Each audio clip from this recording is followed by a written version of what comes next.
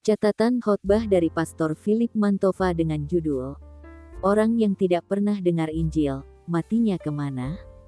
Bacaan Alkitab, Roma 2 ayat 1-16, hukuman Allah atas semua orang, Roma 2 ayat 17-29, hukum Taurat dan Sunat tidak menyelamatkan orang Yahudi. Jangan menghakimi karena masing-masing kita juga berdosa. Jadilah rendah hati dan bergantung pada Kristus. Lebih baik saling mendoakan. Hiduplah dalam perkenanan Tuhan. Jangan ikut Tuhan dari jauh.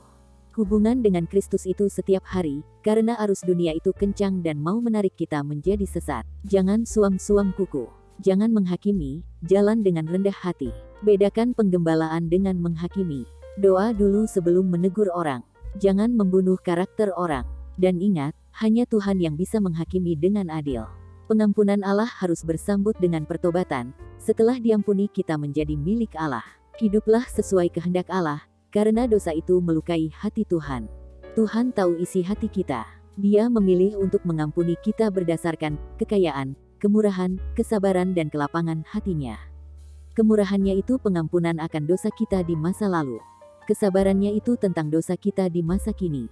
Kelapangan hatinya itu tentang pengampunannya terhadap dosa kita di masa depan. Jangan dengan sengaja melukai hati Tuhan. Tuhan hanya menuntun kita pada pertobatan. Tuhan tidak memaksa kita untuk bertobat. Karena Tuhan memberi kita kehendak bebas. Setiap pagi saat kita bangun, itu adalah kesempatan yang Tuhan beri.